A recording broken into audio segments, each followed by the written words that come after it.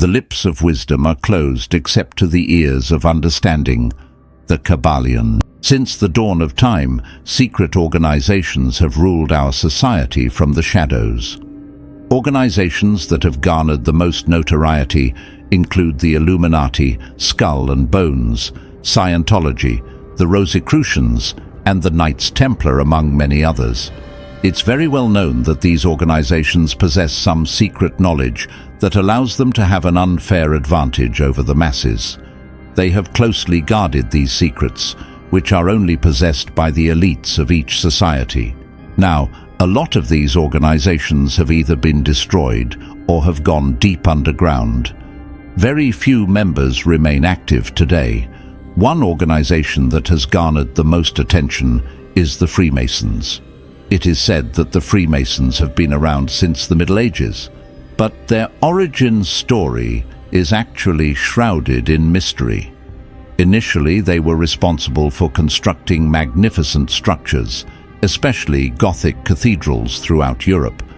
But this transitioned into the construction of more philosophical and occult knowledge when the Grand Lodge was established in the UK in 1717. From the 18th century onwards, Freemasonry spread rapidly, first throughout Europe and then to other continents.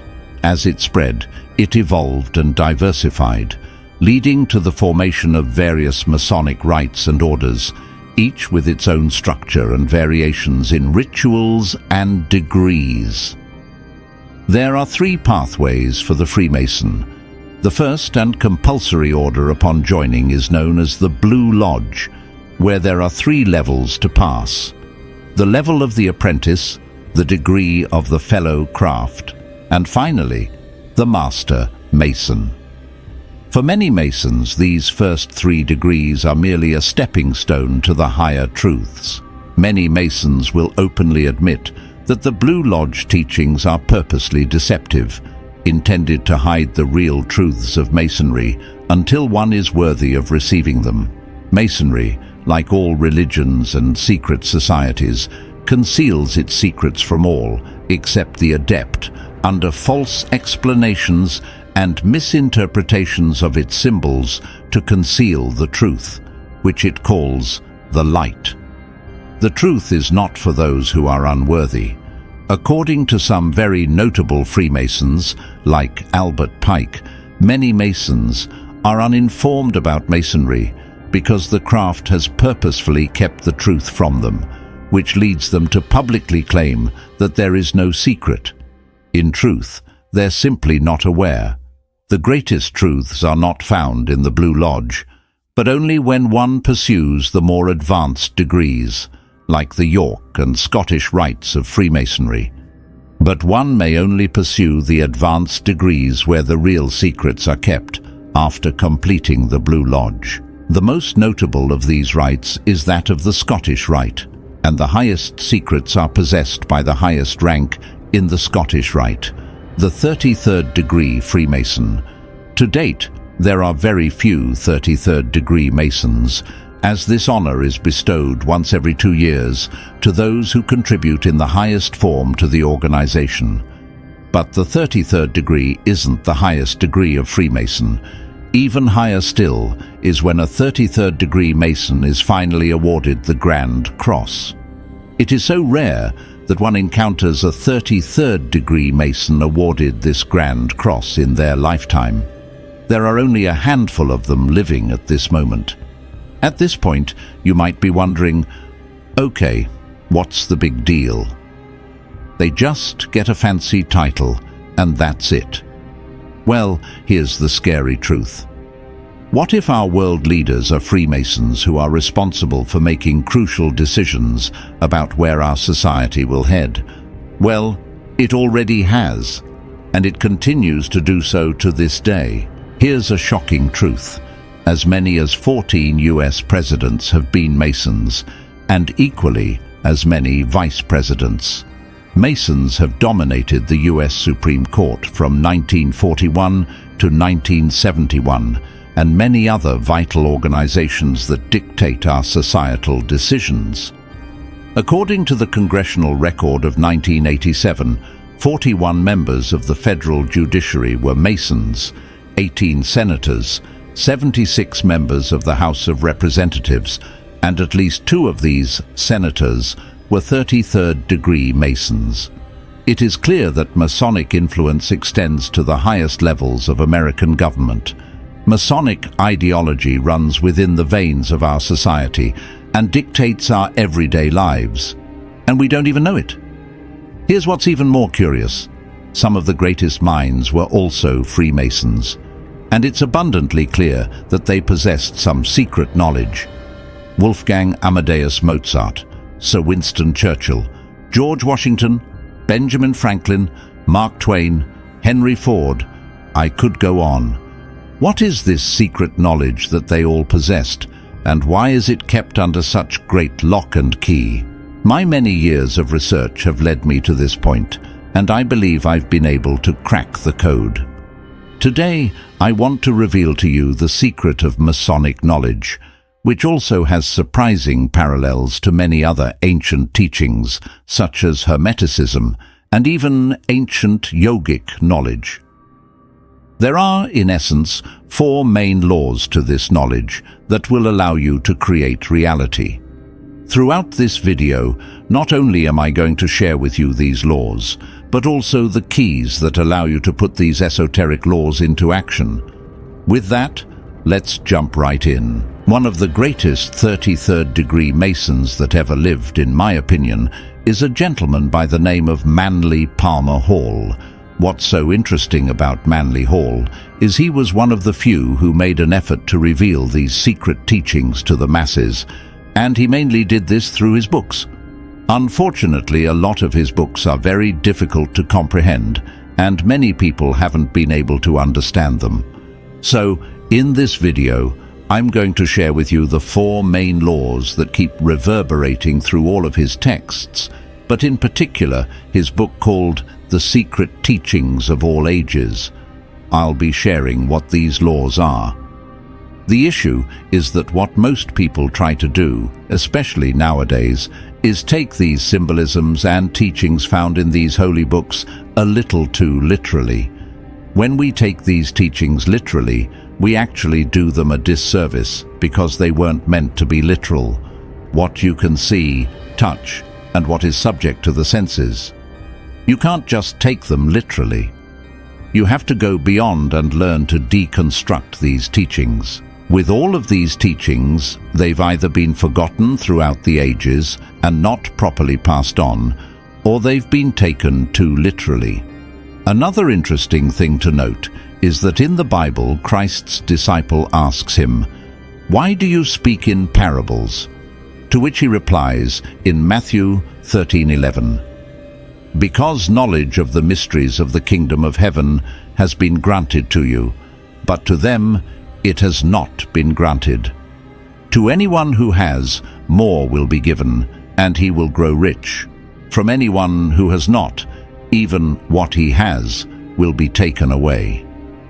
This is why I speak to them in parables, because they look but do not see, and hear but do not listen or understand. Isaiah's prophecy is fulfilled in them. But blessed are your eyes because they see, and your ears because they hear. From this particular verse, we can take away something very crucial. True knowledge is not learned, it is known. You simply know it, just like the existence of God. I always find it funny when people ask me if I believe in God, to which I answer, I don't believe in God, I know God. Because to believe means there is room for doubt. Whenever you believe in something, you're basically saying, I don't know that it's real, I believe in it, I don't really know it. But when you know deep down the existence of something, it is simply known. It is not questionable.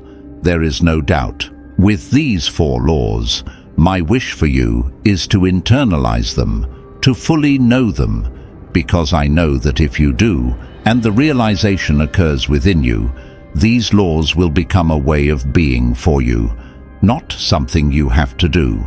It is going to be your mode of operation, and when that happens, you will see profound transformation in your life. In a few short years, you're going to wake up one morning and be like, is this really my life? This is unbelievable from where I was just a few years ago. And that is my deepest wish for you. So with that, let's dive into the very first law that is a theme in Freemasonic teachings, Manly Palmer Hall's teachings, and also a lot of this ancient yogic, Buddhist and Hindu knowledge. All these ancient texts mention these 4 laws. Law number 1, the law of awareness. A very common theme across all of these teachings is the law of awareness. There's a direct quote attributed to Manly Hall: "Wisdom fears nothing but still bows humbly to its own source. With its deeper understanding it loves all things, for it has seen the beauty, the tenderness, and the sweetness which underlie life's mystery." What's the crucial theme you're seeing here? The word source. For most people, they think that the source of their misery is their thoughts, so they try to get rid of them. Or they think it's their bills and problems happening outside, so they try to escape them. But life is cyclical. It happens in waves, and there's no way to escape it. The more you try to resist it, the only true escape is death, isn't it?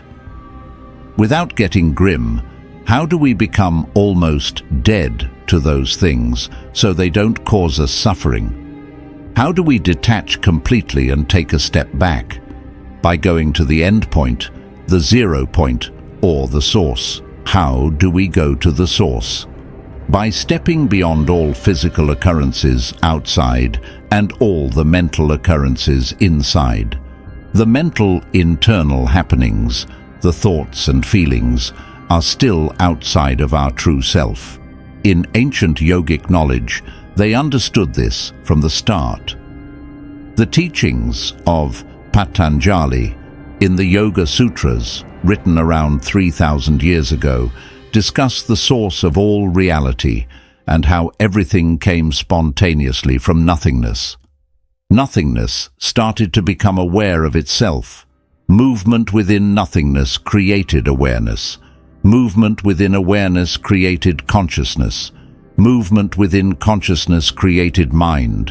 And movement within mind manifested the body. That's why many physical ailments can be cured simply by solving problems within the mind. The mind often creates physical ailments, which is why you see the effectiveness of the placebo effect and how simply changing your thought patterns can create a different outcome in your life and a different healing in your body. So, to create anything worthwhile and meaningful in our lives, we have to tap into awareness. How do you do that? Awareness can be tapped into when we begin utilizing the faculty of witnessing. When we start to witness all of the happenings outside, the physical, and all the happenings within, the mental, we watch the watching itself. Right now, you can watch what's happening outside. All the problems you're having, all the good things happening, they are watched. The good thoughts you're having, the bad thoughts, they are also watched. The key method here is witnessing. We want to tap into emptiness before we create something. Otherwise, anything we create will be convoluted by our current state of consciousness. Anything you want to create that's going to be worthwhile and meaningful must be created by first emptying our cups. The best way to empty your cup is to reside as awareness, as true source, to see yourself as the source and function as the source. Not to see the source as something separate from you that you're trying to reach, but to realize with the knowingness that I am, without any labels or attachments. When you say, I am this person, this many years old, and I experience this, you're already creating attachment and identifying with the mind. But if we go beyond that to simply realize, without any definition, I am, there simply is a watching and observing. When you do that, you've already tapped into awareness. If you watch your breathing, even some physical phenomenon that's happening subconsciously, like your natural breath, Without trying to interrupt your breathing pattern, you simply watch the in-breaths and the out-breath, and you realize there is a watching of the breath. This is a completely neutral activity. There is no judgment happening, neither good nor bad. The two main prerequisites to tapping into awareness are, first, full acceptance of what's happening. Whatever is happening, either outside or within, there is full, complete acceptance of it. This leads us to the second quality of witness, which is zero judgment. Not judging it, neither good nor bad. All of the events happening to you, even though this may be tough to accept, are neither good nor bad. They are simply happening. When you can get into a state where you fully accept whatever is happening, the way it's happening, nothing will shake you. You become imperturbable. That is the goal, and that is the method. The method is to simply watch and observe everything that happens, and now, from that place, we have a choice to create what we want. This leads me to the second law, the law of clarity. Once we have tapped into a state of awareness and have stepped beyond all of the happenings of mind and physical, now we can create. But to create, we must first get clear. Take a moment to reflect on something. When do you become confident? Do you become confident from a place of uncertainty and a lack of clarity, or from a place of pure clarity and complete certainty? When I am clear, confidence is a byproduct. I don't have to fake it. Confidence is a natural byproduct of clarity. You have to have a clear picture of what you want, but you also have to have a clear picture of what you don't want.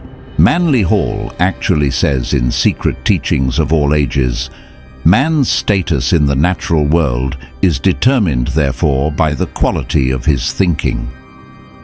The quality of your thinking directly refers to the purity of your thoughts. If your thoughts are sullied by resistance or by things you don't want, unconscious things that you don't fully understand, then you will present a distorted image to the mirror of reality, which will then reflect in your physical world as uncertainty, moving one step forward and one step backward. There is simply a formula to gaining clarity, and it's very simply put: what plus why plus who equals how and when. When I get clear on what I want, why I want it, and who I must become to accomplish it, the how and when will take care of themselves. 3 things we have to get clear on: what we want, why we want it, who we must become to achieve it effortlessly. There are also 2 types of clarity we need. We must be clear on what we want and what we don't want. You have to get clear on why you want what you want and why you don't want the opposite to happen. You also need to get clear on who you must become and who you can no longer tolerate being from this moment forward. The 2 types of clarity, desire and aversion, have to happen for these 3 main things. To illustrate, consider someone whose goal is to reach 1 million subscribers on their YouTube channel. They have a clear vision. They want 1 million subscribers and actively want to avoid stagnation or lack of growth on the channel. Their motivations are clear, aiming to be exceptional in their field, with a core desire to excel and grow in their craft. Conversely, they are driven by a determination to steer away from mediocrity. To achieve this, they understand they must become the kind of YouTuber who consistently puts substantial effort into each video, resists complacency, and thinks creatively. They aim to be the type of content creator worthy of reaching 1 million subscribers. So, think about it right now. Anytime you think about the goal you have, the money you want to make, the kind of relationship you want, you immediately know the answer to who you must become. You immediately know the answer to why you want it. You just have to do some digging, because only you have these answers. Does that make sense? You have to get clear on these 3 things for every goal. Take a piece of paper, make 3 columns and 2 sub-columns. What you want, what you don't want, why you want it, why you don't want the opposite, who you must become, and who you must no longer continue to be moving forward. If you get clear on these 3 things and remind yourself of this every day, the how and when will come naturally by themselves. A key insight to understand here is that humans are driven by survival, meaning we have a natural aversion to pain. Our programming to survive is stronger than our programming to thrive. We want to thrive because we want to avoid death, right? You have to use both pain and pleasure to manipulate your psychology and move toward what you want. Therefore, you must get clear on what you don't want, but focus 50% or more of your attention on what you do want. The problem with most people is that because what they don't want is so unconscious, they unconsciously focus on it. They're not even aware of this internal conversation happening. It is deeply unconscious. There is no awareness, consciousness, or clarity. Doing these 2 things alone, awareness and clarity, will drastically change your life. Once you've gotten clear on these 3 things, it's time to move to law number 3, the law of creation. Before I get to law number 3, if you're enjoying this video and find it valuable, please give it a like and share it with at least 3 friends who would benefit from it. This helps spread our message. To understand creation, let's invoke one of the greatest masters who ever lived, Hermes Trismegistus. If you've read the Kybalion, you know who Hermes Trismegistus is. The name Trismegistus actually means thrice greatest, referring to his mastery over the 3 planes of existence: the physical plane, the lowest plane, the mental plane, the middle plane, and the spiritual plane, the highest plane. Mastery of these 3 planes makes you, as the Egyptians would call him, the god of all gods. For us to master the creation process, there must be alignment and harmony among these 3 planes. For example, if my spirit wants to experience something, but mentally I think something else, and physically I do something else, there is complete incongruency. Spiritually, mentally, and physically, I'm misaligned, and thus the likelihood of achieving my goal is very low. This is why awareness and clarity are crucial. To master the lowest plane of all, the physical plane, we must take physical action to arrange this material world. The simplest way to do that is to go out and act. Do what you think you must to move toward the goal. That's it. Take physical action. You might have heard some gurus and manifestation teachers say, "Don't take action. Just sit on your couch and visualize until it happens." To that, I say, complete nonsense. This mindset misunderstands that mindset and the internal world are separate from the external world and physical action. However, these 3 planes are interconnected. There's a famous story about a man who was drowning and kept saying, "God will save me." A boat came by and offered help, but he declined, saying, "God will save me." A second boat came, and he refused again, repeating, "God will save me." A third boat arrived, and again he refused. When he died, he met God and asked, "Why didn't you save me?" God replied, "I sent you 3 boats. If the easiest path to achieving your goal is to take action, why would you not take it? Why take the harder path of trying to materialize your goal without any physical effort? We need alignment on all 3 planes, so taking action is a necessity. However, action alone is ineffective if you have incongruent beliefs, incongruent thoughts, or if your spirit isn't aligned with what you want. When you're grinding your gears with forced action just because you think you should, you're creating resistance. Instead, we want to take the path of least resistance. The next plane to master is the mental plane, and this is done through visualization or mental conception of the goal. This is when you invoke the power of intention. Remember, the most physical expression of intention is action, but the mental expression of intention is visualizing the achievement of the goal.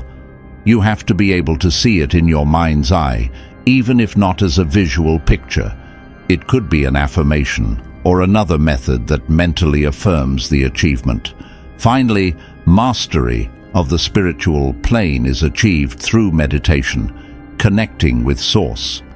This is why we enlist the law of awareness at all times to witness and observe. Meditation is simply the practice of becoming meditative, connecting with the Source. The final law we must master is the law of balance. This is a hallmark of ancient Masonic teaching. Manly Hall, in the Secret Teachings of All Ages, states, "The heart and mind must be brought into perfect equilibrium before true thinking or true spirituality can be attained."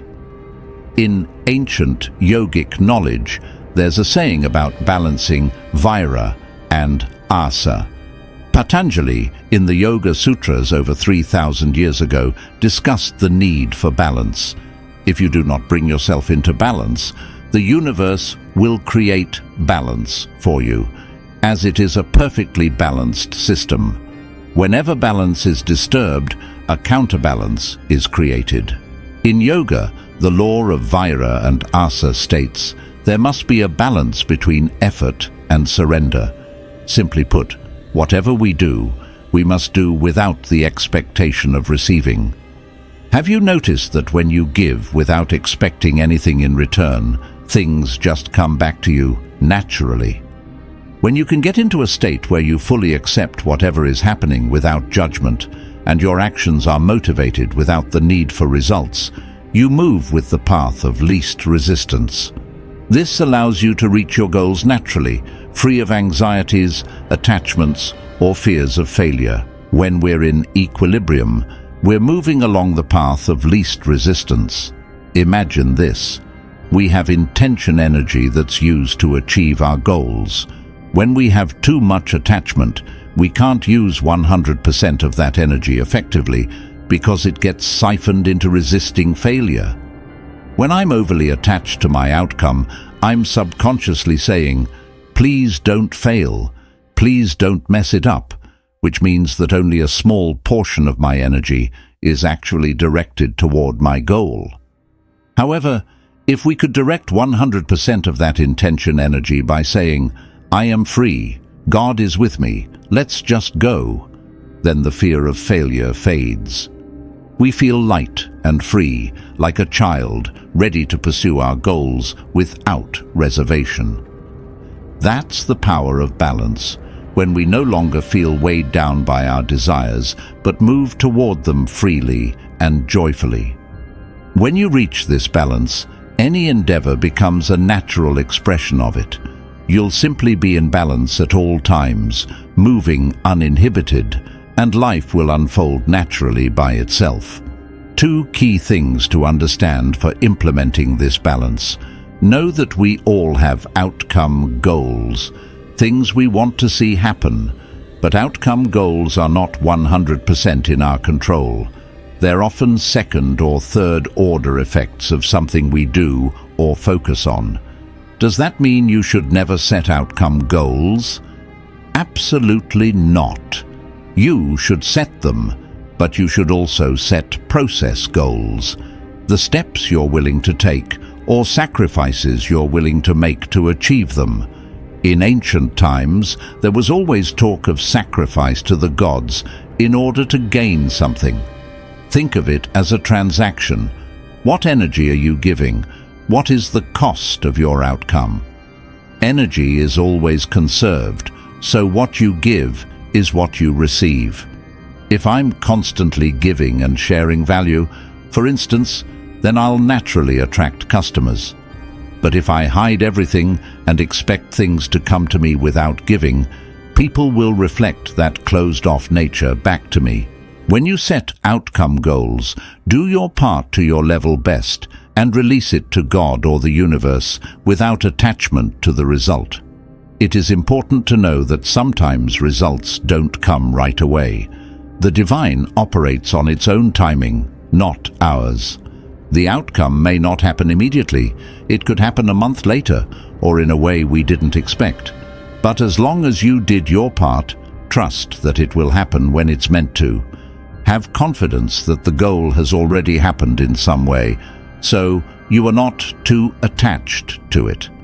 And that's the essence of balance, knowing that what you hold in mind long enough must manifest. If you keep focusing on your goals daily, reminding yourself of your vision, they have to manifest.